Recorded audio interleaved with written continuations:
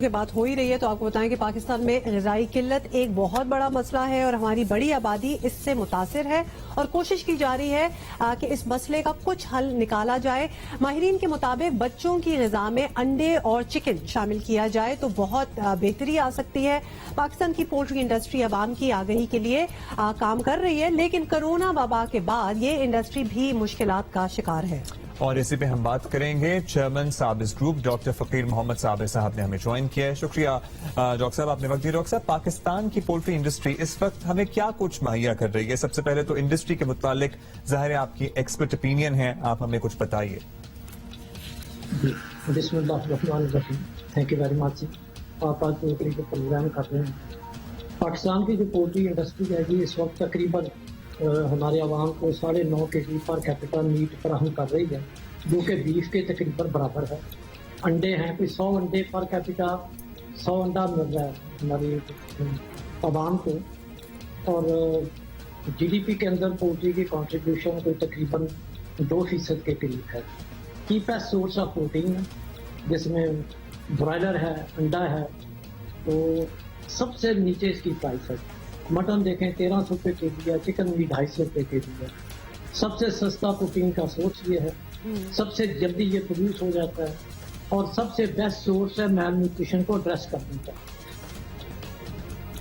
بالکل. اور جو باتیں آپ بتا رہے ہیں سب سے سستا پروٹین کا سورس ہے, سب سے بہترین سورس ہے میل نیوٹریشن کو اور اگر ایڈریس کرنے بچوں کا. کی غذا کے حوالے سے بات کریں تو پھر تو بہت ہی اس کی امپورٹنس بڑھ جاتی ہے. آپ سے ہم یہ بھی پوچھنا چاہیں گے کہ آپ کے خیال میں غذائی قلت کے مقابلے کے لیے چکن اور انڈے کتنے ضروری ہیں؟ ایک تو سر یہ بتا دیجئے. دوسرا خاص طور پہ بچوں میں سٹنٹنگ کا جو ایک ذکر ہوتا ہے اور یہ قد چھوٹا رہ جانا, پوری ایک ڈیولپمنٹ جو ہوتی ہے وہ ختم ہو جاتی ہے, تو اس کا خاتمہ کیسے کیا جائے اس کے تھرو؟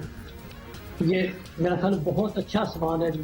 آلریڈی شاید آپ کی نظروں سے گزرا ہو, یونیسیف کی ایک رپورٹ ہے پاکستان کے بارے میں کہ جو ہائیسٹ ریٹ آف سٹنٹنگ ہے children under the age of 5 وہ پاکستان میں وچ از 38%. پھر ایک نیوٹریشنل سروے ہوا ہے پاکستان میں نیوٹریشن کے اوپر, اس میں یہ ہے کہ 4 children out of every 10 under the age of 5 they are stunted.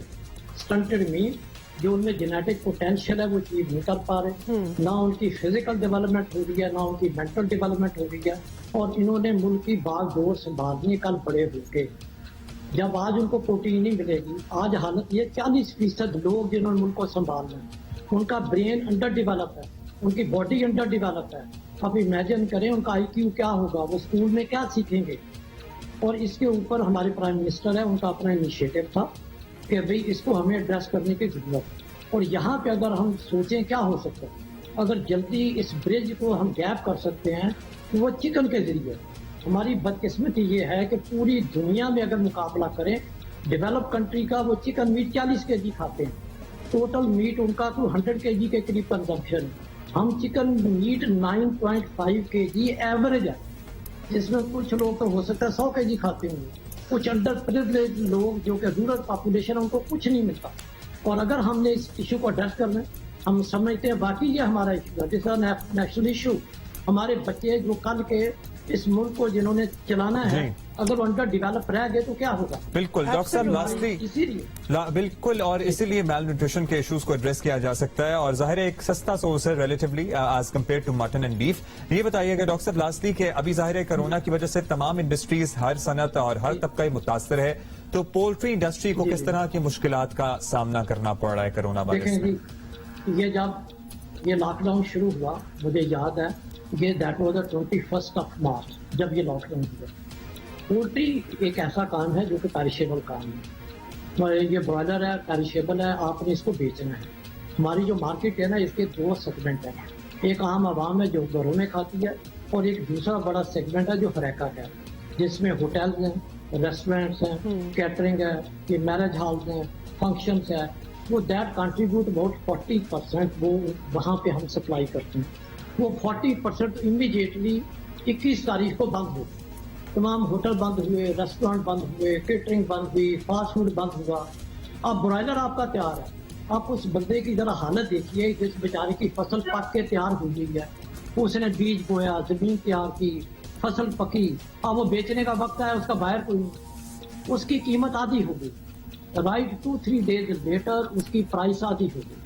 ہمارا ایسٹیمیٹ ہے کہ ایک دن میں ہمیں جو ہیچری والے ہیں چوزا پروڈیوس کر رہے تھے ان کا کوئی چوزے کا بائر نہیں رہا.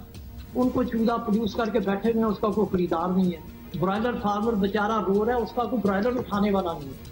تو سب سے زیادہ ہارڈ ہٹ ہوئی ہے پولٹری انڈسٹری. اس کا تو کوئی پرسان حال کوئی نہیں تھا, کر کچھ نہیں سکتا وہ بیچارہ. وہ پٹا ہے, پولٹری فارمر پٹا, ہیچری والے پٹے. تو اس میں بہت زیادہ ایون آج بھی وہ چل رہا ہے. مارکیٹ شرنک ہو گئی.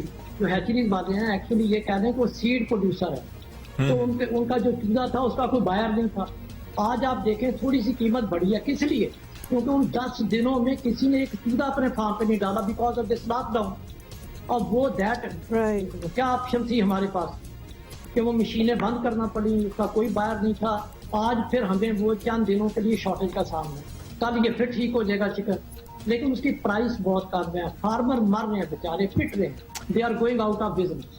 ڈاکٹر فقیر صاحب بہت بہت شکریہ ہم سے بات کرنے کا. ہم ذرا سمجھنا بھی چاہ رہے تھے the importance of this industry and also کہ کس طرح یہ افیکٹ ہو رہی ہے, کیونکہ ابھی تو ہر انڈسٹری افیکٹ ہو رہی ہے. فرسٹ ٹائم ہمیں اس طرح کی ڈیٹیلز ہم تک پہنچ رہی ہیں ایکچولی, اور ہوپ فلی جو ہے جو صاحب اقتدار لوگ ہیں وہ سن رہے ہوں, اور آپ کی انڈسٹری کے جو ریپرزینٹیٹیوز ہیں جیسا کہ آپ خود ہیں, آپ سے رابطہ کیا جائے سارے سلسلے کے بعد.